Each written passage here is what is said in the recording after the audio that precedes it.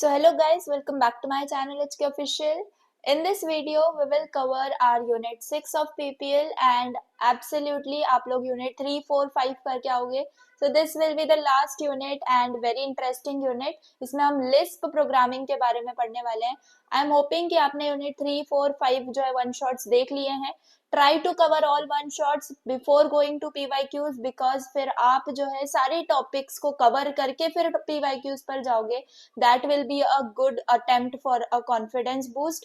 तो प्लीज ये मेरा सजेशन है, please first see all the one shots. पहले सारे टॉपिक्स क्लियर कर लो, सारे कॉन्सेप्ट्स एक बार पढ़ लो, सब चीजें आपकी आंखों के सामने से चली जाएंगी तो पीवाईक्यूज आपको बहुत इजी लगेंगे. फाइन.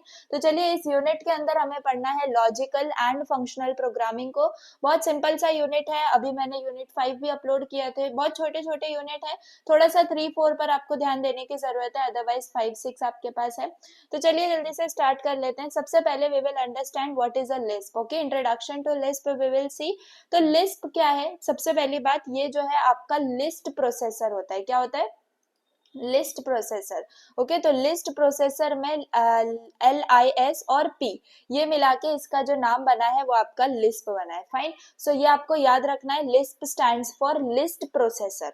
ओके, अब ये जिसने बनाया था, designed in 1958 bye John McCarthy. Okay, तो जॉन मैककार्थी ये एक थे जिन्होंने क्या किया था, इस लैंग्वेज को क्रिएट किया था. एंड एक्चुअली जो लिस्प प्रोग्रामिंग लैंग्वेज है ये second oldest high level programming language है. आप देख सकते हो सेकेंड ओल्डेस्ट. ओके, तो सबसे पहले आपकी फॉर्ट्रन है, उसके बाद जो आपकी आई है वो लिस्प आई है. तो ये one of the old programming languages में से एक है.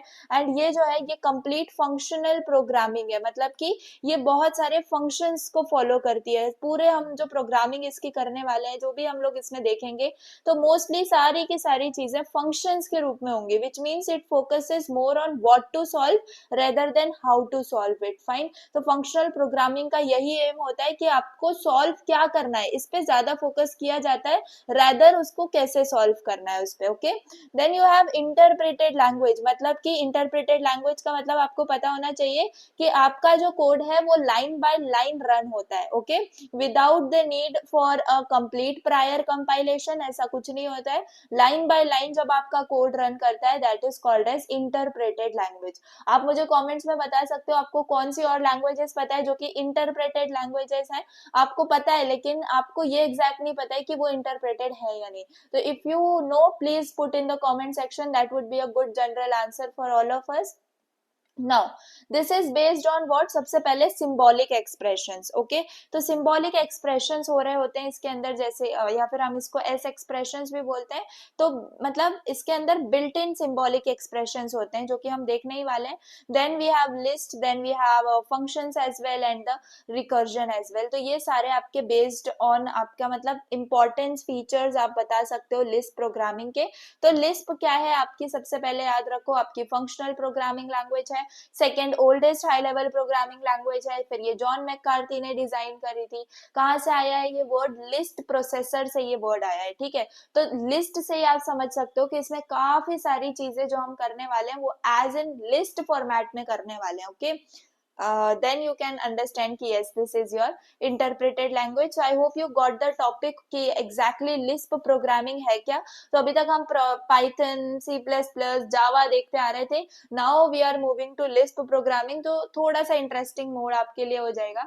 Now let us see the symbols and numbers in Lisp. तो symbols कैसे होते हैं, numbers कैसे होते हैं Lisp में.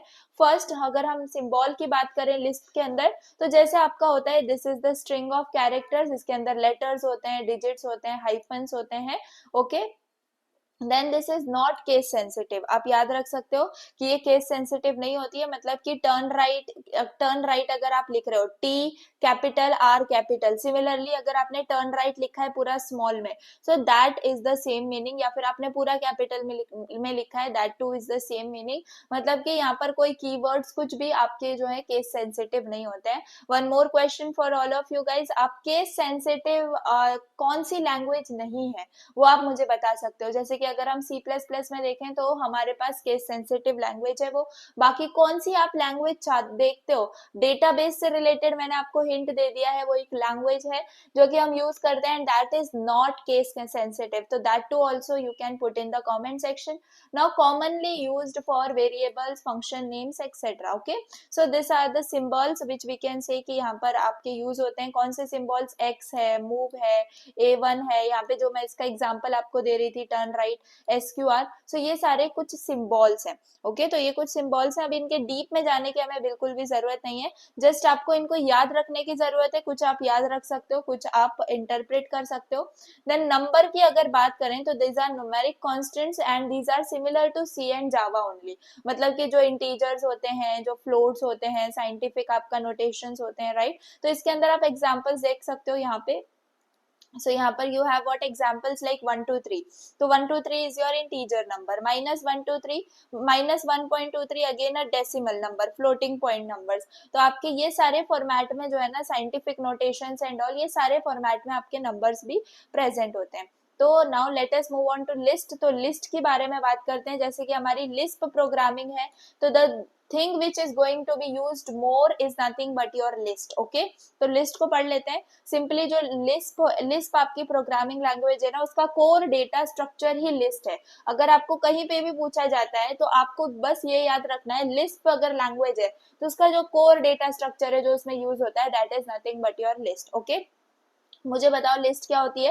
लिस्ट आपके सीक्वेंस ऑफ सिंबल्स होती है, नंबर्स होती है, लिस्ट होता है. मतलब कि जो लिस्ट है इट इज सिंपली इन सब चीजों का सीक्वेंस एक साथ में अगर हम इन लोगों को लेके आते हैं. इट इज नॉट कि आपके सिंबल्स अलग होंगे, नंबर्स अलग होंगे लाइक एन एरे. नो, आपका मिक्सचर हो सकता है लिस्ट के अंदर. सिंबल्स, नंबर्स, इवन आपके अल्फाबेट्स वगैरह का मिक्सचर हो सकता है, and that mixture is nothing but your list. Fine, तो ये देखो आपका एग्जांपल है. हम क्या करते हैं, याद रखो, इनको हम ऐसे पैरेंथेसिस के अंदर लिख रहे होते हैं. ठीक है, प्लीज इस चीज को याद रखना. स्क्वायर ब्रैकेट्स आपके नहीं होते हैं, पैरेंथेसिस होते हैं.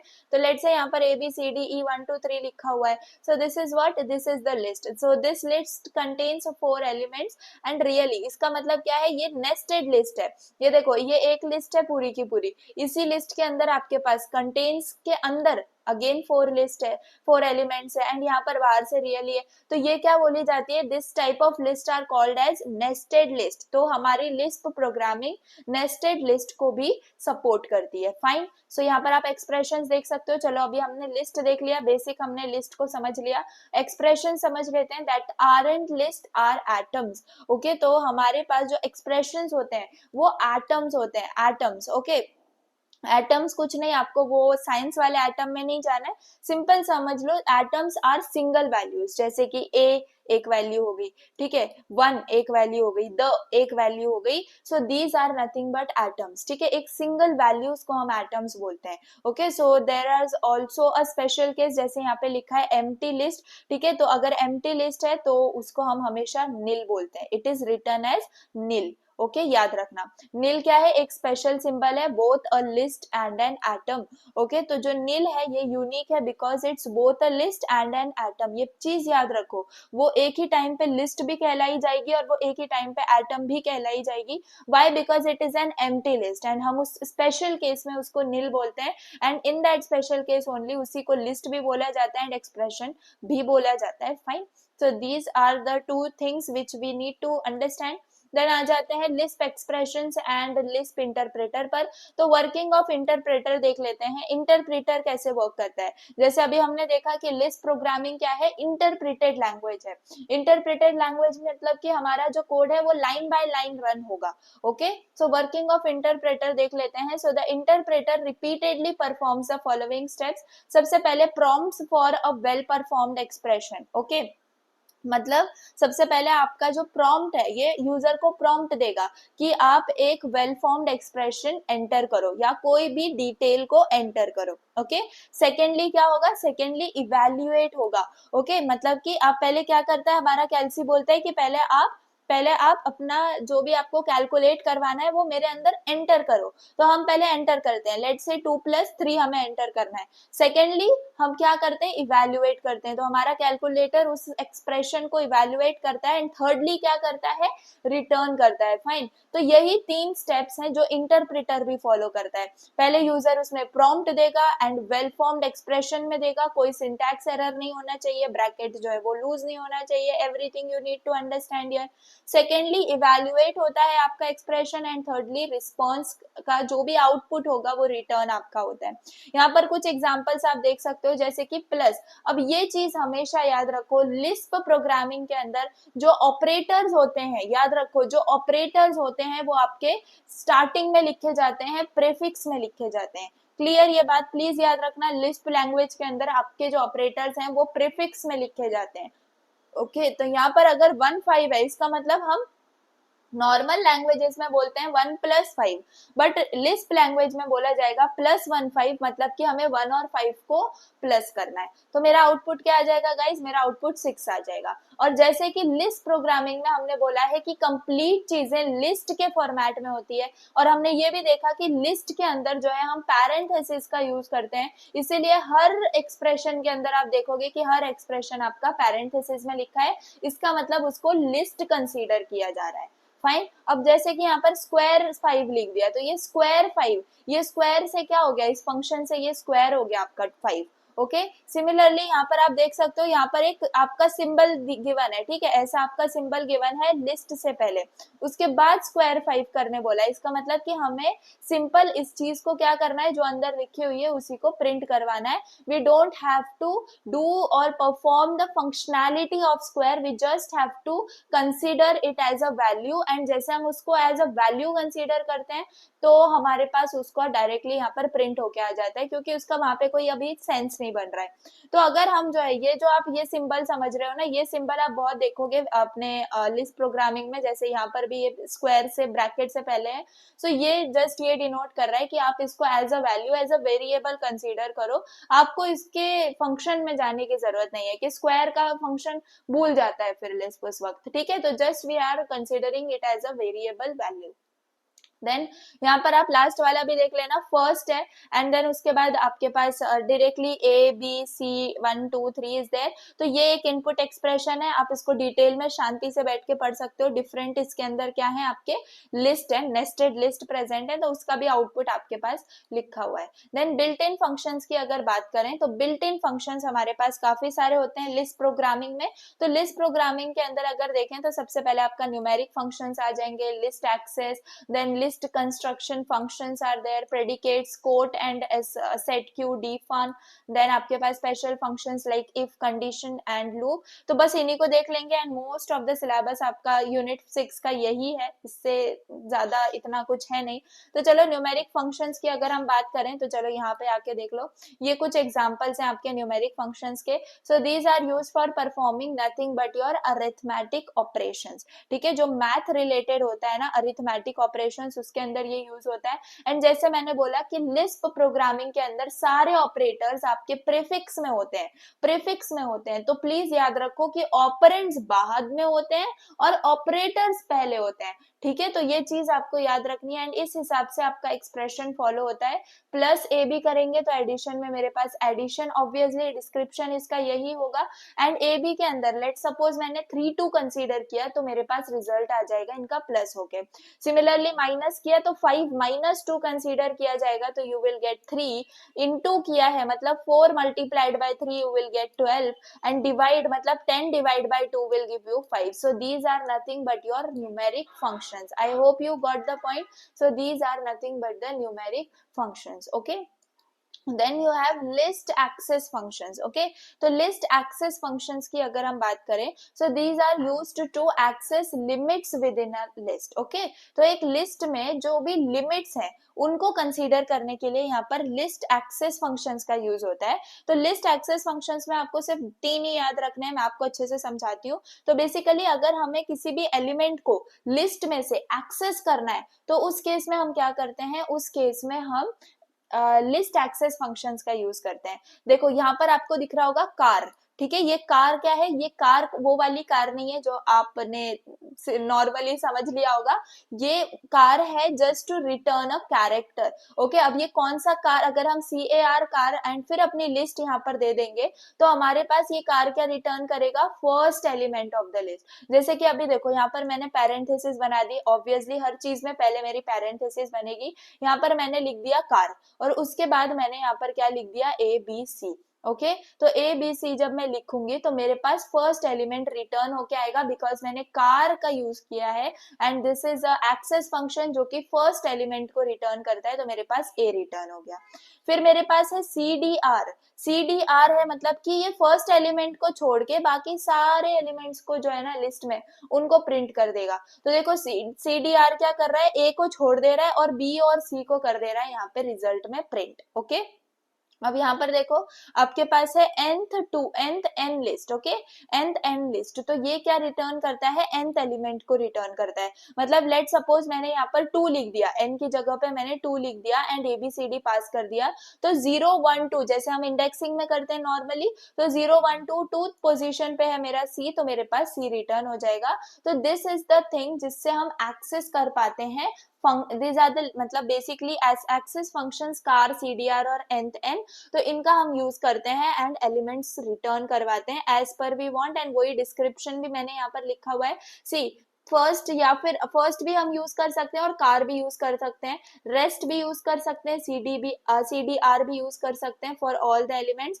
लास्ट अगर हमने लिखा है तो ये हमें लास्ट एलिमेंट रिटर्न कर देगा, लेंथ अगर हमने लिखा है तो ये हमें number of elements in the list return कर देगा। तो ये क्या है आपके लिस्ट एक्सेस फंक्शन है। I hope you got this thing. अब लिस्ट कंस्ट्रक्शन फंक्शंस की अगर बात करें तो लिस्ट कंस्ट्रक्शन फंक्शंस में वी वांट टू बिल्ड या फिर modify list. Okay, so in that case हम इसको यूज करते हैं। ओके, तो देखो सबसे पहले हमारे पास आता है कॉन्स, CONSXY। ओके, तो यहाँ पर क्या होगा, डिस्क्रिप्शन में देखो ये क्या करेगा, ऐड करेगा x को to front of list y, to front of list y। मतलब कि आपके पास क्या होगा, सिंपली आपका जो A है वो ऐड हो जाएगा टू द फ्रंट। ठीक है, तो यहाँ पर BC था, लेट से देखो यहाँ पर A है और यहाँ पर BC है, तो यहाँ पर ये जो BC है इसके फ्रंट में क्या ऐड हो जाएगा, आपका A ऐड हो जाएगा। तो देखो ये एक अदर लिस्ट थी और ये एक एलिमेंट है। देखो यहाँ पर आपका BC एक लिस्ट पहले से है, ठीक है, यहाँ पर ये B है और यहाँ पर ये C है, तो ये जो लिस्ट है ये पहले से अवेलेबल है। अब आपको इस चीज में कोई ऐड करना है एलिमेंट, तो लेट से मैंने A को ऐड किया है ना, तो मैं यहाँ पर हमेशा एक तो ये यूज करूंगी ताकि वो वेरिएबल मतलब ऐसे कंसीडर नहीं करे, एज एन वैल्यू कंसीडर करे। तो इस केस में अगर मुझे A को इस लिस्ट के अंदर लेके आना है तो मैं सिर्फ क्या यूज करूंगी, कॉन्स का यूज करूंगी और मेरी जो है ना इस लिस्ट में ये एलिमेंट ऐड हो जाएगा।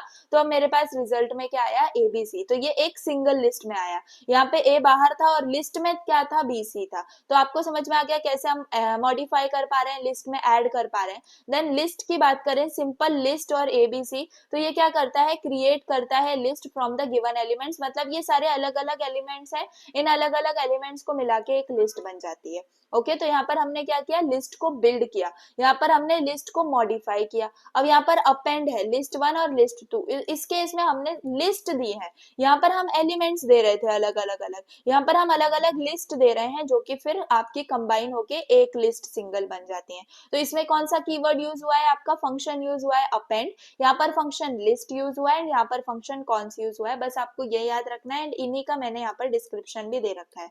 ओके, तो ये आप प्लीज अच्छे से याद रख लेना, these were the list construction functions. Okay, अब प्रेडिकेट्स की अगर बात करें तो प्रेडिकेट्स की अगर हम बात करें तो we have used to test the conditions, return t from true and nil from false. Okay, तो हम क्या करते हैं, यहाँ पर अगर कोई भी कंडीशन है हमारे पास तो बेसिकली t रिटर्न होगा अगर वो ट्रू है तो, एंड nil रिटर्न होगा। इस केस में f रिटर्न नहीं होगा या फॉल्स रिटर्न नहीं होगा, लिस्प प्रोग्रामिंग में nil रिटर्न होता है विच करस्पॉन्ड्स टू फॉल्स। ओके, अब यहाँ पर हम क्या कर रहे हैं, एटम का यूज कर रहे हैं और x लिख रहे हैं, तो यहाँ पर क्या होगा, चेक होगा if x is an atom. Atom का मतलब सिंगल वैल्यू, क्या x सिंगल वैल्यू है, तो इस केस में अगर मैंने सिर्फ a दिया तो मेरे पास ट्रू आ जाएगा, लेकिन अगर इसमें मैंने बहुत सारे एलिमेंट्स दे दिए तो वो आपका नील आ जाएगा। अब लिस्ट p, प्रेडिकेट क्या है, लिस्ट p, तो ये लिस्ट p क्या करेगा, x जो भी है तो वो देखेगा कि x जो है क्या वो लिस्ट है, है ना। तो यहाँ पर देखो ए बी, क्या ये लिस्ट है? ऑब्वियसली ये लिस्ट है। ओके, लिस्ट के अंदर ही प्रेजेंट है, तो यहाँ पर आपके पास ट्रू रिटर्न हो गया। तो लिस्ट पी प्रेडिकेट क्या चेक करता है कि क्या आपका जो एक्स मतलब जो भी आप लिस्ट पी के आगे लिख रहे हो क्या वो लिस्ट है। देन आपके पास है नल, क्या एक्स जो है वो आपका नील है। तो जैसे अगर मैंने यहाँ पर नल और लिस्ट में कुछ भी नहीं लिखा है, that means the list is null, तो यहाँ पर भी मेरे पास ट्रू प्रिंट हो जाएगा। फिर नंबर पी एक्स क्या चेक करेगा कि क्या जो मैं अब नंबर पी के बाद जो एलिमेंट लिख रही हूँ क्या वो नंबर है। अगर वो सिंपल नंबर होगा तो मेरे पास ट्रू रिटर्न हो जाएगा। Okay, then equal x y, simply ये चेक करेगा क्या दोनों भी आपके एलिमेंट्स जो हैं वो आपके इक्वल हैं। तो अगर इक्वल होंगे तो इस केस में आपके पास ट्रू रिटर्न हो जाएगा। तो 5 predicates are there which you have to remember, atom, list p, then null, number p and equal. Okay, तो ये प्रेडिकेट्स आपको याद रखने हैं।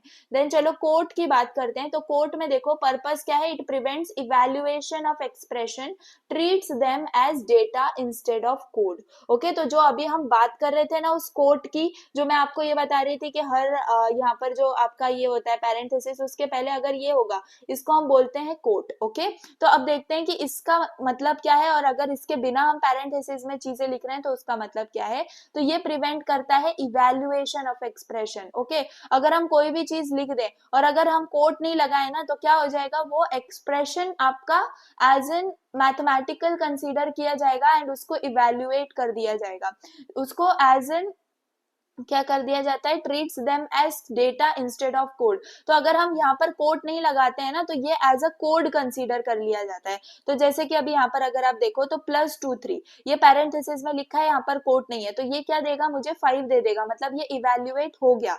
ओके, और यहाँ पर अगर मैं सिंपल लिखूं, यहाँ पर सिंपल मैं ऐसे कोड दे दूं एंड सेम एक्सप्रेशन लिखूं, तो अब इसको डेटा कंसीडर किया जाएगा, अब इसको कोड कंडीशन नहीं किया जाएगा। तो यहाँ पर देखो डायरेक्टली ये प्रिंट हो गया और इसको इवेल्युएट नहीं किया गया। ओके, सो ये था आपका कोट। आई होप कि अब आपको इसका जो यूज है वो क्लियर हो गया होगा। एंड इसी से इसके यूज केसेस क्या है, आप लिटरल लिस्ट क्रिएट कर सकते हो, प्रिवेंट कर सकते हो फंक्शन कॉल्स, ऑब्वियसली जो अभी हमने पीछे देखा था स्क्वायर वाला, जो मैंने अभी आपको एग्जांपल दिया था। यस ये, तो स्क्वायर आपने कोई फंक्शन डिफाइन किया हुआ है ना, तो स्क्वायर 5 किया तो ऑब्वियसली 25 हो गया। लेकिन अगर यहाँ पर मैंने कोड दे दिया है तो वो अब वो उसको फंक्शन नहीं कंसीडर करेगा, वो उसको डायरेक्टली एक वैल्यू कंसीडर करेगा जो मैंने आपको बोला था। एंड इन सच केस अब वो आपका इवेल्युएट नहीं होगा। ठीक है, तो ये आपका कोट होता है। फिर आपके पास सेट क्यू होता है, ये बहुत इंटरेस्टिंग है। सेट क्यू हम यूज करते हैं to assign a value to a variable. मतलब आपके पास आपने सेट क्यू लिखा, अभी जैसे कि लेट से हमें पाइथन में हम क्या करते हैं, हम सिंपली ए लिखते हैं एंड अब ये ए है which is equal to and हम यहाँ पर कर देते हैं 1। तो ये 1 की क्या है, ये 1 आपकी वैल्यू है और ये ए क्या है, ये आपका वेरिएबल है। ठीक है, तो यहाँ पर आपको ऐसे नहीं करना होता, यहाँ पर कोई इक्वल वगैरह साइन आपका यूज नहीं हो रहा है। तो यहाँ पर सिंपली क्या है, सेट क्यू है, सेट क्यू वेरिएबल आप लिखते हो एंड फिर वो मतलब सेट क्यू आपने फंक्शन लिखा हुआ है एंड ये वेरिएबल है एंड यहाँ पर वैल्यू है। तो जो वेरिएबल होगा उसमें वो वैल्यू जाके पुट हो जाएगी। तो सेट क्यू क्यू यूज किया जाता है to assign a value to a variable. देखो यहाँ पर सेट क्यू यूज किया है x और 10, मतलब कि x में जाके अब 10 की वैल्यू जो है वो प्रिंट मतलब स्टोर हो चुकी है। अब बाद में जाके अगर आपने +x5 कर दिया, मतलब प्लस आप कर रहे हो x5, x के अंदर वैल्यू क्या है 10, तो 10 + 5 होके आपको आंसर मिल जाएगा 15। तो ऐसे आपका सेट क्यू जो है वो काम करता है। और ऐसे आप मल्टीपल असाइनमेंट्स भी कर सकते हो, जैसे कि a के अंदर आपने 5 असाइन कर दिया, b के अंदर आपने 8 असाइन कर दिया। तो इसका सिंपली मतलब ये है। अब ये कोड में नहीं है, ठीक है, ये कमेंट है, याद रखो कमेंट जो होता है लिस्प लैंग्वेज में वो सेमीकोलन देके आपका आगे लिखा जाता है। तो ये जस्ट फॉर एक्सप्लेनेशन पर्पस है। ओके, तो आई होप आपको समझ में आ गया सेट क्यू। तो यहाँ पर वेरिएबल जो है वो कोटेड नहीं होता है, value is evaluated before assignment and this creates a global variable if not already declared. तो आई होप कि आपको सेट क्यू का भी जो फंक्शन है वो समझ में आ गया है। Now you have to evaluate a symbol in Lisp. Okay, तो आपको आपको क्या करना है, इस सिंबल को इवेल्युएट करना है लिस्प लैंग्वेज के अंदर। तो सिंपल बहुत ज्यादा इजी है। देखो आपको आपके पास क्या है यहाँ पर, देखो आपके पास यहाँ पर है ग्रेटर एंड देन यहाँ पर कोट ए, तो इसका मतलब ये कोट जो है ये प्रिवेंट कर रहा है क्या, इवेल्युएशन, तो सिंपली आपका क्या आ जाएगा, ए आपके पास रिटर्न होके आ जाएगा। ठीक है, अब ये ग्रेटर साइन का कुछ भी यहाँ पर मतलब नहीं हुआ, क्यों, क्योंकि कोट आपके पास आ गया तो कोई इवेल्युएशन नहीं होगा। अब यहाँ पर इवेल्युएशन होगा, है ना, यहाँ पर क्योंकि सिंपली क्या है, आपके पास कोट प्रेजेंट नहीं है, और यहाँ पर सेट क्यू है, इसका मतलब कि आपके अंदर यहाँ पर वेरिएबल है होगा और यहाँ पे वैल्यू होगी, तो ए की वैल्यू जो है वो 5 में हो जाएगी। तो अब अगर आप देखो तो यहाँ पर ये 5 आ गया, तो this will assign value of 5, and ये कुछ नहीं है, ये आपकी आईडीई है, इसीलिए जैसे अगर आपने पाइथन में आईडीई देखी होगी तो उसमें ऐसा सिंबल होता है, तो this is nothing but like this, and यहाँ पर आपका कोड लिखा जा रहा है, यहाँ पर आपके पास आउटपुट में आपको मिल रहा है। नाउ सी यहाँ पर ए है, तो सिंपली आपकी जो ए की वैल्यू, अब यहाँ पर ए की वैल्यू क्या थी, 5, तो वो आपकी 5 रिटर्न हो गई। अब यहाँ पर अगर मैं कोट करके ए करूँ तो यहाँ पर ये अब ए की वैल्यू को नहीं देखेगा, ये डायरेक्टली ए को प्रिंट कर देगा। I hope you got the point कि सिंबल्स क्या होते हैं, वही एक्सप्लेनेशन नीचे भी लिखा हुआ है। अब डीफन पे आ जाते हैं, डीफन बहुत ज्यादा इंटरेस्टिंग है। अगर हमें किसी फंक्शन को डिफाइन करना होता है लिस्प लैंग्वेज में, तो that time we use defun, clear. तो डी फन का यूज करके आप क्या कर पाते हो, आप कर पाते हो फंक्शन डिक्लेयर। तो जैसे कि पाइथन के अंदर हम डेफ का यूज करते थे, तो यहाँ पर लिस्प लैंग्वेज में डी फन का यूज होता है, and this is how you create functions in the Lisp. Okay, तो इसका ये कुछ फॉर्मेट है, आप देख सकते हो। फॉर्मेट में आपके पास फंक्शन नेम है, फिर उसमें पैरामीटर्स है, नॉर्मली जो बॉडी एक्सप्रेशन होता है वैसे ही है। फंक्शन नेम में आप नेम देते हो फंक्शन का, पैरामीटर्स में आप लिस्ट करते हो इनपुट वैल्यूज को, बॉडी के अंदर आप वन और मोर एक्सप्रेशंस लिख रहे होते हैं, and last expression result is return. तो जो लास्ट एक्सप्रेशन का रिजल्ट होगा वो रिटर्न होता है। तो देखो ये एग्जांपल है आपका फंक्शन का, बहुत सिंपल एग्जांपल है स्क्वायर के लिए। तो डीफन हमने यहाँ पर यूज किया हुआ है, स्क्वायर मैंने अपने फंक्शन का नाम दिया, एंड पैरामीटर्स में मैं सिर्फ एक्स को दे रही हूँ यहाँ पे, एंड वो भी मुझे देना है पैरेंथेसिस में, मतलब वो भी आपका लिस्ट कंसीडर किया जाता है। एंड वापस से जब मैं एक्सप्रेशन दूंगी वो भी मैं लिस्ट में दूंगी, एंड मेरा जो एक्सप्रेशन होगा, जैसे मुझे पता है मैं ऑपरेटर लिस्प लैंग्वेज में देती हूँ एज इन प्रीफिक्स, तो यहाँ पर मल्टीप्लाई एक्स एक्स होगा। ठीक है, तो इसका मतलब आपका एक्स इंटू एक्स हो गया। ठीक है, एक्स इंटू एक्स हो गया। सो प्लीज आप इसको याद रखना। तो ये आप ऐसे डिफाइन करते हो फंक्शंस को, एंड क्या कौन सा कीवर्ड यूज होता है, डीफन कीवर्ड आपका यहाँ पर यूज हो रहा होता है। अब स्पेशल फंक्शंस की बात करते हैं लिस्प लैंग्वेज में, तो वी हैव इफ। ठीक है, तो इफ मतलब वही सेम काम ये करेगा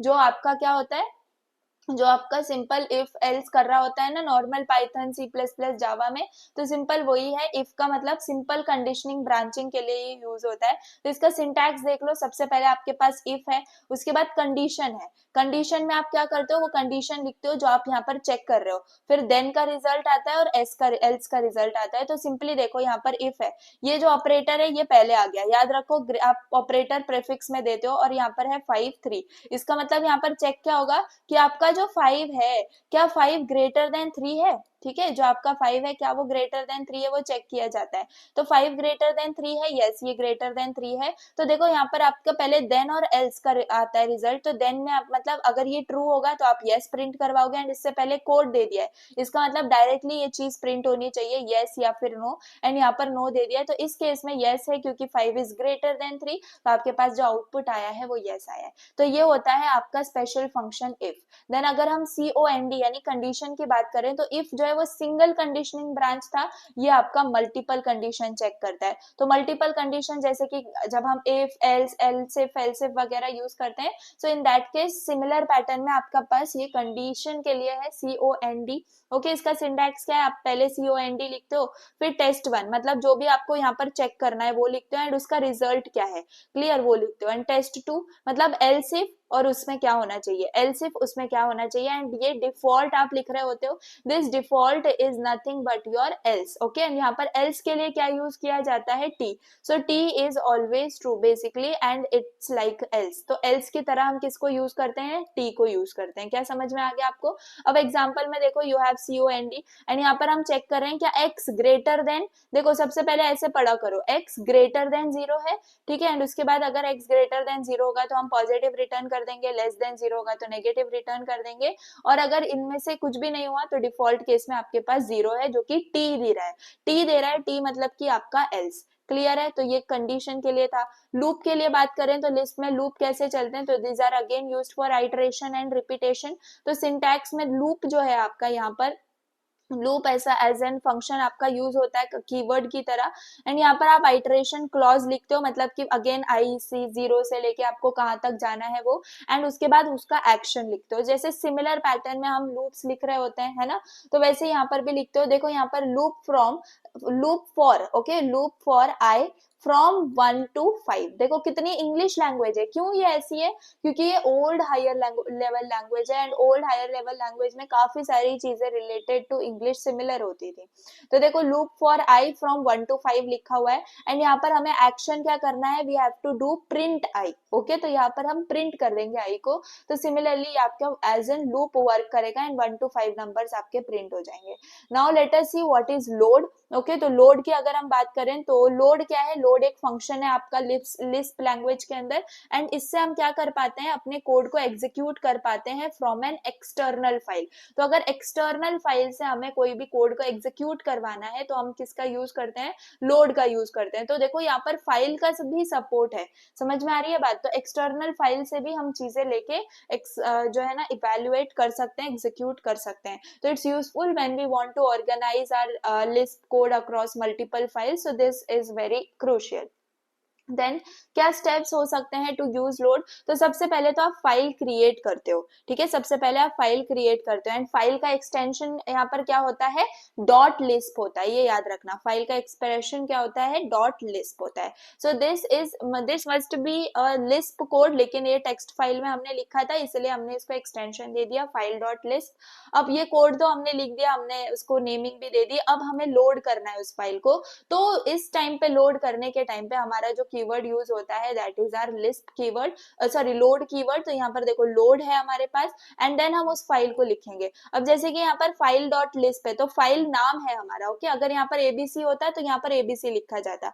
याद रखो इससे पहले क्या है, आपका कोट है, ओके। तो यहाँ पर आपने डॉट लिस्ट नहीं लिखना है अगर आप सिंगल यहाँ पर कोट लगा रहे हो तो, ओके। अगर आपको डॉट लिस्ट भी लिखना है तो आपको उसको एज अ स्ट्रिंग देना पड़ेगा। देखो सेकेंड कंडीशन क्या है, as a list, sorry string. तो एज अ स्ट्रिंग आप क्या करते हो, फाइल डॉट लिस्ट देते हो, लेकिन लोड लिखना बहुत इंपॉर्टेंट है। ये दो तरीके हैं जो आप फाइल को लोड कर सकते हो। Now we will see some examples. अब देखो आपको काफी सारी इंफॉर्मेशन हो गई है लिस्प लैंग्वेज के बारे में, ठीक है।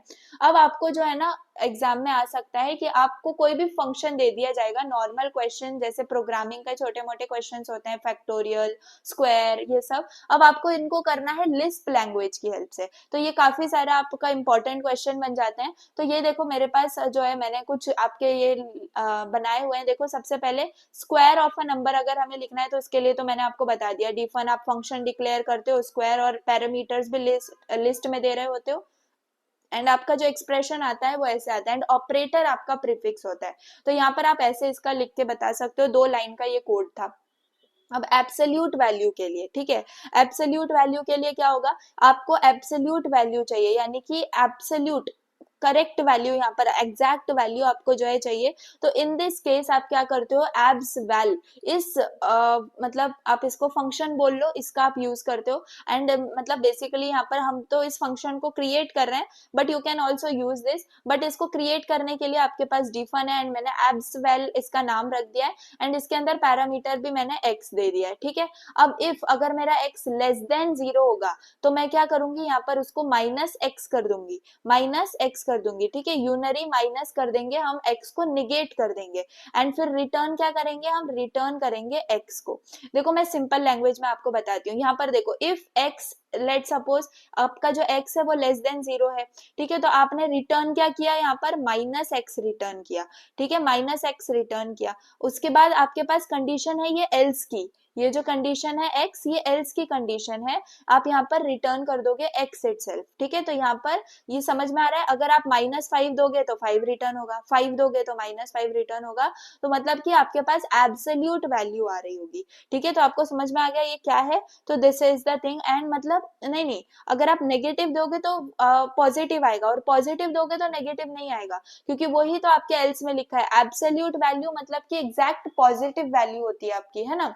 तो अगर अगर आप नेगेटिव दोगे तभी आपको यहाँ पर उसको पॉजिटिव करना है, अदरवाइज एल्स का जो केस है आप यहाँ पर देख रहे हो वो इसमें डायरेक्टली एक्स पास किया है। इसका मतलब अगर पॉजिटिव है तो आपकी इफ कंडीशन में नहीं जाएगा एग्जीक्यूशन, डायरेक्टली एक्स आपका प्रिंट हो जाएगा। मतलब अगर 10 है तो 10 प्रिंट हो जाएगा, -10 है तो भी 10 प्रिंट होगा, क्योंकि हमें जो नेगेटिव वैल्यू है उनको पॉजिटिव वैल्यू करनी है। We have to show the absolute value. तो आई होप ये भी एक्सप्रेशन जो है आपको समझ में आ गया। अब फैक्टोरियल की बात करते हैं, n फैक्टोरियल की। तो यहाँ पर देखो, सबसे पहले तो आप डिफाइन करोगे एज इन फंक्शन, एंड उसका नाम मैंने फैक्टोरियल दे दिया, ऑब्वियसली n एक पैरामीटर होगा। अब मैं चेक करूंगी कि क्या इफ मेरा जो n है वो लेस देन इक्वल टू 1 है। हमेशा हमें पता है कि अगर हमारा number less than equal to 1 हुआ, 0 हुआ, 1 हुआ, उस केस में फैक्टोरियल हमेशा 1 आता है। फैक्टोरियल ऑफ 0 भी 1 होता है, फैक्टोरियल ऑफ 1 भी 1 होता है, तो उस केस में हमने प्रिंट करवा दिया 1।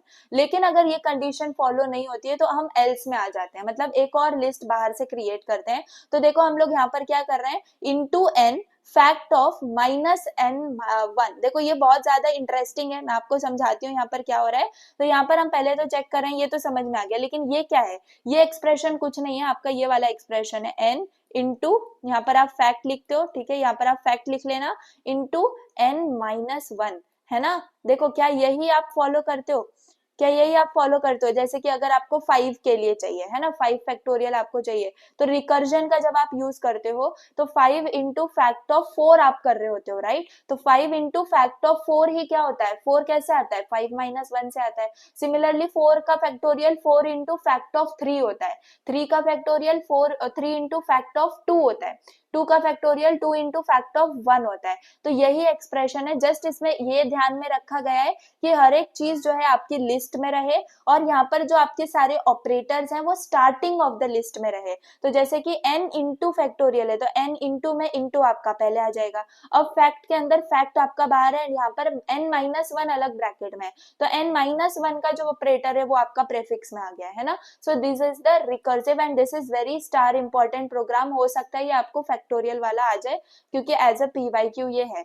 अब रिवर्स करना है, अगर हमें अपनी लिस्ट को रिवर्स करना है तो उस केस में हम क्या करते हैं, एंड वो भी आपको रिकर्सिव वे में करना है। तो देखो बहुत ज्यादा इंटरेस्टिंग है, यहाँ पर आपके पास dfun आपने लिख दिया उस फंक्शन का नाम, उसके बाद यू हैव माई रिवर्स, मतलब कि मैंने उस फंक्शन का नाम दे दिया है माई रिवर्स, एंड उसमें मैं पास कर रही हूँ लिस्ट। क्या पास कर रही हूँ मैं, लिस्ट पास कर रही हूँ, ओके। तो यहाँ पर मैंने सिंपल माई रिवर्स फंक्शन जो है डिफाइन कर रखा है, लिस्ट पास कर रही हूँ। अब मैं यहाँ पर चेक करूंगी इफ नल रिजल्ट, है ना, नल लिस्ट, तो अगर मेरी लिस्ट नल होगी तो मैं सिंपल नल नील प्रिंट करवा दूंगी। याद रखना, नील का मतलब होता है कि एम्प्टी लिस्ट, ओके। अगर ये नहीं है तो मैं क्या करूंगी, अपेंड करूंगी। देखो इसको बहुत ध्यान से सुनना, इस लॉजिक को। मैं अपेंड करूंगी माई रिवर्स, और फिर यहाँ पर CDR मुझे क्या देता है, CDR के अंदर मेरे पास फर्स्ट एलिमेंट रिमूव हो जाता है एंड बाकी सारे जो है प्रिंट हो जाते हैं। तो जैसे कि यहाँ पर देखो मैंने क्या किया, CDR लिस्ट कर दिया, मतलब कि वापस से मैंने आप समझ सकते हो इसको, आप जब नोट डाउन करके लिख के देखोगे तो आपको अच्छे से समझ में आ जाएगा। एंड यहाँ पर मैंने क्या किया है, वापस से लिस्ट को जो है यहाँ पर कार लिस्ट कर दिया है। मतलब कि देखो सिंपल लैंग्वेज में समझो, अगर लिस्ट आपकी एम्प्टी है तो नल है, ठीक है, तो नल है तो हमने नील रिटर्न करवा दिया। अब एल्स में हम क्या कर रहे हैं, अपेंड कर रहे हैं reverse of tail. Reverse of tail मतलब कि CDR क्या है, आपका टेल है, फर्स्ट एलिमेंट छोड़ के। तो इसको हम किस में अपेंड कर रहे हैं, इसको हम अपेंड कर रहे हैं लिस्ट के अंदर, और वो लिस्ट में क्या है आपके पास, कार लिस्ट। कार लिस्ट यानी कि आपके पास जो जिसके अंदर हेड है, हेड यानी कि स्टार्टिंग फर्स्ट एलिमेंट को हेड बोलते हैं और बाकी सारे एलिमेंट्स को टेल बोलते हैं। तो यहाँ पर आपके पास क्या है, A है, और उसके बाद यहाँ पर क्या है, इधर से आपको क्या मिला, BC मिला। तो उसमें आपने कार कर दिया, कार कर दिया मतलब कि कार कर दिया मतलब कि आपने उसके स्टार्टिंग में डाल दिया। तो जो B और C थे वो आपने स्टार्टिंग में डाल दिए। अब वापस से चले जाओ ऊपर, अब वापस से ये रिवर्स होके आपका रिकर्सिव कॉल लगेगी। तो वापस से अब यहाँ पे आपका क्या आ जाएगा, अब यहाँ पर लास्ट में बचेंगे पहले, अब आपका जो क्या बचा, BCA है, राइट, BCA। तो अब आपके पास यहाँ पर बचेगा CA, तो वहां पर अब यहाँ पर आ जाएगा। तो देखो इतना थोड़ा सा आप ध्यान देके सुन सकते हो, मतलब ट्राई कर सकते हो। एंड ये जो है ये पूरा फॉर्मेट है जो कि आपको रिवर्स दे देगा, ठीक है। अब इसको आप खुद नोट डाउन करके देखोगे ना बुक में, तो आपको अच्छे से समझ में आ जाएगा। मैं जो बोल रही हूँ आप बस इतना ट्राई करो, ओके। जो मतलब थोड़ा सा इसके अंदर आप लॉजिक अप्लाई कर सकते हो। समझ में नहीं आया ना तो आप इसको चैट जीपीटी करके देख लेना, बहुत ज्यादा सिंपल है। बस इसके अंदर सीडीआर क्या रिटर्न कर रही है आपको, एवरीथिंग बट फर्स्ट एलिमेंट, ठीक है, समझ में आ रहा है। और कार क्या रिटर्न कर रहा है आपको, फर्स्ट एलिमेंट, ओके। तो टेल रिटर्न आपको सीडीआर जो है वो आपको रिटर्न क्या कर रहा है, फर्स्ट एलिमेंट छोड़ के सब। और आपका जो कार है वो रिटर्न कर रहा है फर्स्ट एलिमेंट। अपेंड क्या कर रहा है, दो लिस्ट को कॉन्कैटिनेट कर रहा है। तो यहाँ पर देखो जो आपका फर्स्ट था ये और ये था लास्ट, तो इन दोनों को अपेंड करने का काम ये अपेंड एलिमेंट कर रहा है। और ये लिस्ट क्या कर रहा है, लिस्ट आपकी एक लिस्ट मतलब क्रिएट कर रहा है विद वन एलिमेंट, ओके। तो आई होप आपको समझ में आ रहा है। एक एक एलिमेंट याद रखो, यहाँ पर एक एक एलिमेंट जो है वो आपका हो रहा है। तो अगर 1 2 4 है तो 4 आपका आएगा, ठीक है। 1 2 4 है तो 4 आपका आगे आ जाएगा, 1 2 4। थोड़ा सा इंटरेस्टिंग है लेकिन थोड़ा सा इसमें लॉजिक भी लग रहा है आपका। तो ये 4 जो है वो आपका आगे आ जाएगा, तो इस केस में 4 1 2 हो गया। फिर आपका 2 आगे आ जाएगा तो 2 4 1 हो गया। तो हो गया ना आपका 2 आइटरेशन में, ठीक है। तो ये जो है बीच की आइटरेशन थी। तो ये देखो 1 2 4 में एंड देन यहाँ पर 2 4 1 में, ठीक है। तो ऐसे ही कुछ लॉजिक है, आप अच्छे से लगा सकते हो एंड रिवर्स लिस्ट का प्रोग्राम करके जा सकते हो, okay. Then flatten nested list की अगर बात करें तो फ्लैटन नेस्टेड लिस्ट में सबसे पहले मैंने यहाँ पर फ्लैटन नाम का जो है क्या कहते हैं फंक्शन डिक्लेयर कर दिया। उसके बाद कंडीशन, कंडीशन में पहले चेक कर रही हूँ कि अगर लिस्ट नल है तो मैं नील प्रिंट करवा दूंगी, ओके। उसके बाद मेरे पास एलसिफ वाला आता है। एलसिफ के अंदर मैं क्या कर रही हूँ, यहाँ पर list P, list list P क्या चेक करता है मुझे बताओ। लिस्ट पी हमने देखा था, ये चेक करता है क्या ये एलिमेंट जो है वो लिस्ट है ना। तो यहाँ पर हम क्या कर रहे हैं, फिर कार लिस्ट कर रहे हैं, मतलब कि उस लिस्ट का फर्स्ट एलिमेंट। और उसके बाद इसको यहाँ पर देखो अपेंड है, अपेंड में हम क्या कर रहे हैं, दो चीजें, flatten of car list and flatten of CDR list.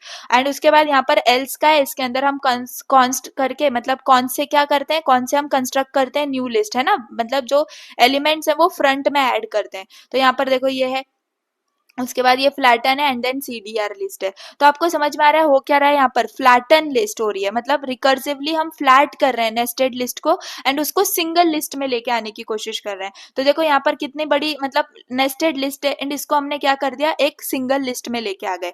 तो यहाँ पर COND कंडीशन क्या कर रहा है, मल्टी ब्रांच कंडीशनिंग कर रहा है। लिस्ट भी क्या कर रहा है, लिस्ट भी चेक कर रहा है कि आपका कोई जो एलिमेंट है क्या वो लिस्ट मतलब वो लिस्ट है, ओके। और कॉन्स क्या कर रहा है, कंस्ट्रक्ट कर रहा है न्यू आपकी न्यू लिस्ट को। अब यहाँ पर अगर हम देखें, इसको ध्यान से देखें, मैं थोड़ा बहुत एक्सप्लेन कर देती हूँ, बाद में आप इसको जो है थोड़ा और डीपली पढ़ लेना। तो यहाँ पर आपके पास फंक्शन आपने डिफाइन किया, उसके बाद आप देख रहे हो कि क्या लिस्ट आपकी एम्प्टी है, अगर एम्प्टी है तो आप रिटर्न कर दोगे नील। उसके बाद आप चेक करोगे एल्स इफ में कि जो फर्स्ट एलिमेंट है क्या वो लिस्ट है, ठीक है। उसके बाद आप उसको फ्लैटन कर दोगे, मतलब कि उसको वापस से कॉल करोगे, फ्लैटन वाली लिस्ट को वापस से रिकर्जन कॉल जाएगा। और एल्स में आपके पास क्या होगा, एल्स में आप ऐड कर दोगे फर्स्ट एलिमेंट को to the flatten rest, okay. तो ये फ्लैटन बार बार होके आपके पास जो लिस्ट के एलिमेंट्स है वो बार बार फ्लैटन होंगे रिकर्सिव के अंदर एंड आपके पास एक सिंगल क्या आ जाएगा, लिस्ट में वो कन्वर्ट हो जाएंगे। तो ये 5 प्रोग्राम्स आप जरूर से करके जाना, आपको इसके ऊपर क्वेश्चन आ सकता है। अब लॉजिक प्रोग्रामिंग की बात करें तो देखो लॉजिक प्रोग्रामिंग के अंदर फैक्ट्स एंड रूल्स होते हैं। अभी हमने पढ़ा लिस्प के बारे में जो थी फंक्शनल प्रोग्रामिंग, अब ये है लॉजिक प्रोग्रामिंग। तो लॉजिक प्रोग्रामिंग में फैक्ट्स एंड रूल्स आपके होते हैं and the provides these facts and rules to the logic program, okay. तो लॉजिक प्रोग्राम के हेल्प से मतलब लॉजिक बेसिकली अप्लाई होता है आपका यहाँ पे एंड आप जो प्रॉब्लम डोमेन है वो नॉलेज बेस्ड होता है, ठीक है। और ये क्या प्रोवाइड करता है, लॉजिक सिस्टम प्रोवाइड करता है। लॉजिक सिस्टम का मतलब है कि प्रोलॉग इंटरप्रेटर, ओके। एक प्रोलॉग इंटरप्रेटर इसके लिए हम यूज करते हैं एंड हम आस्क कर पाते हैं क्वेरीज, सी आस्क क्वेश्चंस और queries about what you want to know, मतलब कि आप क्वेश्चन जो है पूछ सकते हो about what you want to find और एनीथिंग एल्स, ओके। यहाँ पर the program searches and reasons using the facts and rules, okay. तो यहाँ पर क्या हो रहा है कि जो बेसिकली आपका सर्च है तो वो किस प्रकार वो किस मतलब वे में जा रहा है, फैक्ट्स एंड रूल्स के हिसाब से सर्च हो रहा है, ठीक है। तो जब आपने iCube वगैरह वगैरह आपने अगर किया होगा ना तो आपने बहुत ज़्यादा ये मतलब बेसिकली जैसे कि लॉजिक वाले क्वेश्चंस होते हैं, तो वो आपने यहाँ पर करे होंगे। So this returns answers based on the logical inference, तो लॉजिकल के हिसाब से आपके जो आंसर है वो रिटर्न होता है। जैसे कि सिंपल मैं आपको अगर इसका बताऊं, तो देखो आप क्या करते हो यहाँ पर, you state what you know, है ना, आपको क्या पता है, उसके बाद आप रिलेशनशिप्स उनका बताते हो, एंड उसके बाद आप बोलते हो कि आपको फाइंड आउट क्या करना है ना। तो ऐसे इस तरीके से आपका क्या चलता है प्रोग्राम, बाकी सारी चीजें फिगर आउट कर लेता है। ठीक है, जैसे कि आपको पता है कि ए और बी है, ठीक है, ए और बी का रिलेशन क्या है वो आप यहाँ पर बता दो, एंड उसके बाद आप उनका कोई भी और रिलेशन इससे पूछ सकते हो। तो ऐसे लॉजिक प्रोग्रामिंग के अंदर चीजें चलती हैं। अब देखो ये फैक्ट्स एंड रूल्स हैं आपके लॉजिक प्रोग्रामिंग के अंदर। सबसे पहले है horn clause form. Horn clause form है, इसमें क्या है, आपके पास एच के अंदर B1 B2 Bn तक चीजें जा रही है, means if all B i's are true तो आपका एच भी ट्रू होगा। ठीक है, तो एच क्या है, आपका हेड है, ओके, और बी क्या है, आपकी बॉडी। अगर बॉडी में सारे एलिमेंट्स आपके ट्रू हैं, तो आपका जो एच है मतलब हेड है, वो भी आपका ट्रू होगा। क्लियर है बात। तो यहाँ पर ये थे आपका हॉर्न क्लॉज फॉर्म, अगर ऐसा भी आता है तो आप लिख सकते हो, अदरवाइज लॉजिक प्रोग्रामिंग में तो आपको इसको लिखना ही है। फिर फैक्ट्स की बात करें, तो this represents the head H of the horn clause without any conditions. तो इसको हम कैसे राइट करते हैं, हम इसको ऐसे लिखते हैं, प्रेडिकेट, है ना, उसके बाद एटम 1 और एटम 2। ओके, तो यहाँ पर देखो सिंपल फैक्ट्स क्या होते हैं, अनकंडीशनल ट्रूथ्स होते हैं। ओके, जिनका कोई कंडीशन नहीं है लेकिन ट्रूथ है। ओके, तो ये क्या रिप्रेजेंट करते हैं, हेड को ही रिप्रेजेंट करते हैं जैसे यहाँ पे किया था, लेकिन यहाँ पर कोई कंडीशन अप्लाई नहीं होती। क्यों कंडीशन अप्लाई नहीं होती, क्योंकि जो फैक्ट्स होते हैं वो बाय डिफॉल्ट ट्रू ट्रू ही होते हैं, अनकंडीशनल ट्रू होते हैं, उनकी कोई कंडीशन नहीं है लेकिन वो ट्रू रहते हैं। अब इसका सिंटैक्स क्या है, predicate atom 1 atom 2 and so on. तो प्रेडिकेट क्या है, आपके रिलेशनशिप का नाम है, और यहाँ पर ये एटम 1 एटम 2 कुछ नहीं है, आपके कॉन्स्टेंट्स हैं। ठीक है, तो एग्जाम्पल लेट से आपका यहाँ पर देखिए, जैसे कि यहाँ पर लिखा हुआ है पेरेंट जॉन मैरी, इसका मतलब जॉन जो है वो क्या है, वो पेरेंट है मैरी का। जॉन जो है वो पेरेंट है मैरी का। तो ये देखो ऐसी लॉजिक प्रोग्रामिंग्स थी पहले के जमाने में, ऐसी प्रोग्रामिंग लैंग्वेजेस थी। अभी बिट कंफ्यूजिंग हमें लग रही है, लेकिन that time these were the programming languages. अब यहाँ पर देखो आपके पास रूल्स हैं, तो represent the horn clause without with a body, so ये कंडीशंस है। ठीक है, तो बेसिकली यहाँ पर हम क्या, रूल्स क्या होते हैं आपके, रूल्स रिप्रेजेंट करते हैं कंडीशनल फैक्ट्स। ओके, तो फैक्ट क्या था, फैक्ट था आपका अनकंडीशनल ट्रूथ, यहाँ पर रूल्स क्या होते हैं, कंडीशनल फैक्ट्स होते हैं। ठीक है, तो इसका सिंटैक्स क्या हो गया, प्रेडिकेट वेरिएबल 1 से प्रेडिकेट प्रेडिकेट 1 प्रेडिकेट 2। तो यहाँ पर वेरिएबल 1 वेरिएबल 2 ये सब क्या है, ये आपके वेरिएबल्स हैं। क्या है, वेरिएबल्स हैं which are starting with the upper case. तो याद रखो वेरिएबल्स आपके स्टार्ट करते हैं विद अपर केस, मतलब कि प्रेडिकेट वेरिएबल 1 का मतलब है ये ट्रू होगा if all predicates in the body are true, है ना। जैसे कि अभी हमने पीछे देखा, यहाँ पर क्या होता है, ये एच के अंदर जब ये सारे बॉडी के एलिमेंट्स ट्रू होंगे तो हेड भी ट्रू होगा। तो सिमिलर पैटर्न में यहाँ पर भी है। ठीक है, आपका पूरा प्रेडिकेट ट्रू होगा अगर प्रेडिकेट के अंदर जो वेरिएबल्स लिखे हैं वो ट्रू हैं तो। ओके, तो यहाँ पर देखो आपके पास ये कौन सा ये एक एग्जांपल आ गया, जैसे कि x है, x क्या है, ग्रैंड पेरेंट है z का, और x पेरेंट है y का, y पेरेंट है x का। ठीक है, तो इस कंडीशंस में आपका जो है यहाँ पर ऐसे इस टाइप में लॉजिक प्रोग्रामिंग हो रही होती है। अब प्रोलॉग रीजनिंग की अगर हम बात करें, तो गिवन फैक्ट्स एंड रूल, देखो यहाँ पर एक एग्जाम्पल है, ठीक है, थोड़ा बहुत समझने के लिए, क्योंकि हम इतना एग्जैक्ट तो इनको नहीं समझ पाएंगे, लेकिन बेसिक अगर हम समझ पाए ना तो बेटर होगा। तो देखो सबसे पहले आपके पास क्या है, रेनी लंदन एंड रेनी बैंकॉक। ठीक है, मतलब कि हम यहाँ पर क्या बोल रहे हैं, ये दो फैक्ट्स हैं आपके पास, क्या है, ये दो फैक्ट्स हैं कि आपका जो दो स्टेट्स यहाँ पर सिटीज मेंशन करी हुई हैं, लंदन और बैंकॉक, तो ये दोनों भी सिटीज क्या है, रेनी है। ओके, और एक रूल डिफाइन किया है, डल एक्स इज रेनी एक्स, मतलब कि एक्स डल होगा अगर एक्स रेनी है तो अगर अभी अभी यहाँ पर देखो हमारे पास रेनी कौन से हैं, लंदन और बैंकॉक। तो अगर जो भी आपकी सिटी रेनी होगी वो डल भी होगी, तो हम क्वेरी में क्या कर पाते हैं, क्वेरी के अंदर हम चेक कर पाते हैं, क्वेरी के अंदर हम देते हैं सिंबल साइन, कौन सा सिंबल, क्वेश्चन का। तो क्वेश्चन के अंदर हम देख रहे हैं डल सी, इसका मतलब हम देख रहे हैं कि सी जो है ये एज अ पैरामीटर हमने यहाँ पर पास किया हुआ है। हम देख रहे हैं कि सिटी सी जो है क्या वो ट्रू है ना, ना, इज इट ट्रू, इसका मतलब वो डल है, डल है मतलब कि रेनी है ना। तो यहाँ पर कैसे प्रोलॉग कैसे रिस्पॉन्ड करेगा, प्रोलॉग ट्राई करेगा टू सेटिस्फाई द क्वेरी। सबसे पहले तो इस क्वेरी को सेटिस्फाई करने के लिए वो चेक करेगा रूल को। तो रूल क्या है, डल आपका एक्स है तो वो रेनी एक्स है बेसिकली। तो ये क्या देखेगा कि for any fact that matches rainy x, okay. तो अगर यहाँ पर मैं देखूं कि जो सी है, लेट से उसने लंदन पास किया होगा, तो अगर लंदन दिया हुआ है तो इसका मतलब वो सेम आंसर रिटर्न हो जाएगा एंड करेक्टली आपका ये जो है लॉजिक बिल्ड हुआ है। लेकिन अगर कोई और है तो वो यहाँ पर फॉल्स दे देगा, नो दे देगा। तो ऐसे आपके जो है प्रोलॉग रीजनिंग हो रही होती है, ओके। अब यहाँ पर how to ask a question अभी हमने देखा।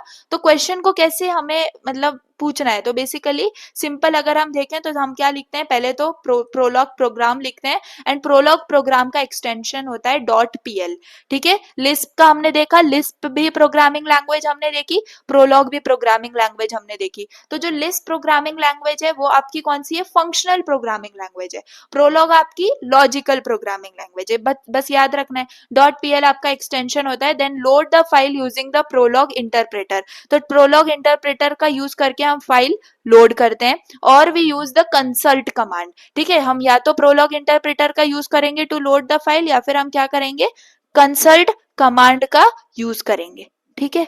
तो यहाँ पर देखो आपके पास क्या है, क्वेरी है। यहाँ पर हम क्या कर रहे हैं, क्वेरी यानी कि क्वेश्चन पूछ रहे हैं एंड यहाँ पर आपने कंसल्ट कीवर्ड का यूज किया एंड उस फाइल को आपने दे दिया। तो याद रखो, do not forget this, what, your simple करली ब्रेसेस, ओके। तो प्लीज ये याद रखना, आस्क जब आप क्वेरीज को पूछ रहे हो तो यू आर आस्किंग क्वेरीज या फिर क्वेश्चंस, तो you are giving at the prompt. तो यहाँ पर आपको ये जो डॉट है सिंपल, इसको भी याद रखना है। तो ये सारी चीजें हैं जो आपकी होती हैं। So if you want to load the same program again, you have to use reconsult. तो ऐसे आप जो है लोड कर पाओगे उस फाइल को एंड वापस से रीलोड करना है तो रिकंसल्ट का यूज करोगे। This prevent two copies in the memory, ठीक है। अगर हमने वापस से कंसल्ट कर दिया तो वापस उस फाइल की कॉपी आ जाएगी। इससे अच्छा हम रिकंसल्ट करेंगे तो हमारे पास कॉपी नहीं आएगी, ओके। अब back slash in the file name may have to be return twice, याद रखो जो बैक स्लैश होगा उस फाइल नेम के, अगर आप एक परफेक्ट मतलब दे रहे हो, एक लाइक पूरा लोकेशन दे रहे हो ना, तो उस केस में आपके पास 2 बैक स्लैशेस आने चाहिए। So this is how you can ask question. देन हम देख लेते हैं last 2 topic, syntax of atom in Prolog. तो एटम क्या है, बेसिकली एटम हमने देखा बेसिक बिल्डिंग ब्लॉक होता है आपके प्रोलॉग के अंदर, है ना। फिर बेसिक बिल्डिंग ब्लॉक है तो this is used to name individual constants and predicates. तो अगर हम एटम की बात करें तो हम ये किसी भी कांस्टेंट को नाम देने के लिए, इंडिविजुअल्स को नाम देने के लिए, प्रेडिकेट्स को नाम देने के लिए इसको यूज करते हैं। एंड इसके रूल्स क्या है, देखो कुछ रूल्स हैं इसके अंदर। तो this usually start with the lower case, तो जो एटम है वो हमेशा लोअर केस से स्टार्ट होता है। और सेकेंडली इसके अंदर क्या होता है, it can include letters, digits और अंडरस्कोर। तो ये 3 चीजें हैं जो आपके एटम में नाम आप दे सकते हो, ठीक है। तो आपको समझ में आ गया। देन एटम इन कोट्स अगर हम देखें तो देखो you can also use single quotes to create atom. तो जैसे कि यहाँ पर आप सिंगल कोट का यूज करके भी एटम्स को क्रिएट कर सकते हो। जैसे कि यहाँ पर देखो ये डोंट वरी, ठीक है। तो डोंट वरी आपका क्या हो गया, एक एटम हो गया। अ वेरी लॉन्ग एटम, तो ये जो है इसमें बहुत बड़ा ये एटम हो गया। सो this is the case. And अगर सिंपल आपने एटम क्रिएट किया एंड उसमें कुछ भी नहीं है तो आप डायरेक्टली ऐसे दिखा सकते हो, नल। तो this is useful when atom contains spaces and atom includes special characters, atom starts with the capital letter. तो ये यूजफुल आपके हैं, मतलब एटम्स के अंदर आपके स्पेसेस हो सकती हैं एंड स्पेशल कैरेक्टर्स भी हो सकते हैं। जैसे कि यहाँ पर हमने देखा कि एक और आपका जो है यहाँ पर एक्स्ट्रा आ चुका है, तो यहाँ पर एक देन आपके पास कैपिटल लेटर्स भी हो सकते हैं। So this are the things which would otherwise be a variable, clear. Otherwise वो वेरिएबल बन जाएगा, लेकिन ये 3 चीजें होंगी तो वो एटम बन जाएगा। तो these are the atom in codes. Then last variable in Prolog की अगर हम बात करें तो वेरिएबल क्या होता है, देखो variable is a place holder for a value that can change during execution. तो वेरिएबल का तो आपको मतलब पता ही है, उसके अंदर वैल्यू चेंज होगी तो उस वेरिएबल के अंदर जो वैल्यू है वो चेंज हो जाएगी and at time of execution we can deal with it.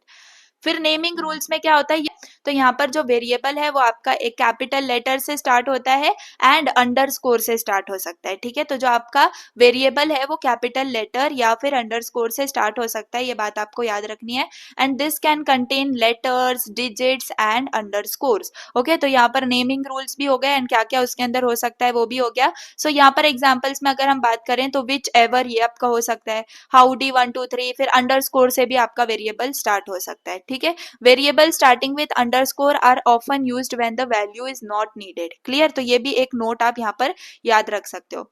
बस दैट्स इट, ये आपका पूरा यूनिट था। देखो बिट आपको ये कंफ्यूजिंग लगा होगा लेकिन सिंपल है, आपको थोड़ा बहुत इसके अंदर चीजें याद करनी पड़ेंगी because we are not used to this programming languages, these are completely new for us. अगर हम Python, C plus plus, Java बोल देते तो हमें अभी सिंटैक्स पढ़ने की भी जरूरत नहीं पड़ती। तो इसी प्रोग्रामिंग लैंग्वेजेस के बारे में हमें यहाँ पे पढ़ना है। लॉजिकल और फंक्शनल में हमने दो, लिस्प और प्रोलॉग के बारे में पढ़ा एंड दैट्स इट। इनके बारे में थोड़ी बहुत हमने फंक्शंस के कीवर्ड्स के बारे में पढ़ा, एक्चुअली इनमें कैसे हम ऑपरेशंस कर पाते हैं, वैल्यूएट कर पाते हैं वो देखा। कुछ जो एक्सपेक्टेड प्रोग्राम्स हैं, 5 प्रोग्राम्स, वो मैंने आपको दे दिए हैं, आप चाहो तो उनमें थोड़ा सा टाइम स्पेंड करके पढ़ सकते हो, ठीक है। दैट्स ऑल, ठीक है, ज्यादा इसमें चीजें नहीं है बट थोड़ा सा आपको इसको जो है ना बैठ के थोड़ा सा टाइम स्पेंड करना पड़ेगा।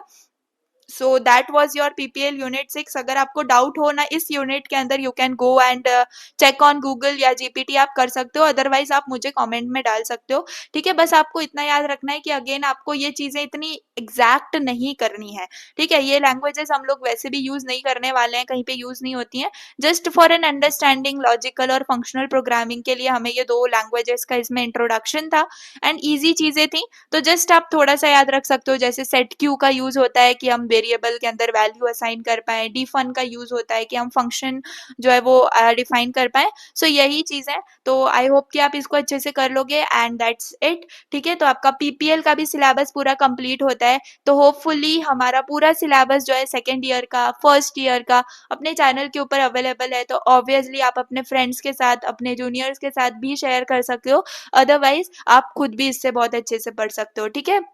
तो चलिए, this was all the thing. So I hope आप को चीज़ें समझ में आई होंगी एंड अगर आपको चीज़ें समझ में आई होंगी तो प्लीज़ सेशन को लाइक ज़रूर से कर देना एंड जितने भी आपके पास ग्रुप्स होंगे, फ्रेंड्स होंगे, आप उनमें चीज़ें शेयर कर सकते हो ताकि ये चीज़ के बारे में बच्चों को पता चले एंड सारे लेक्चर सबको मिलते रहें, ठीक है।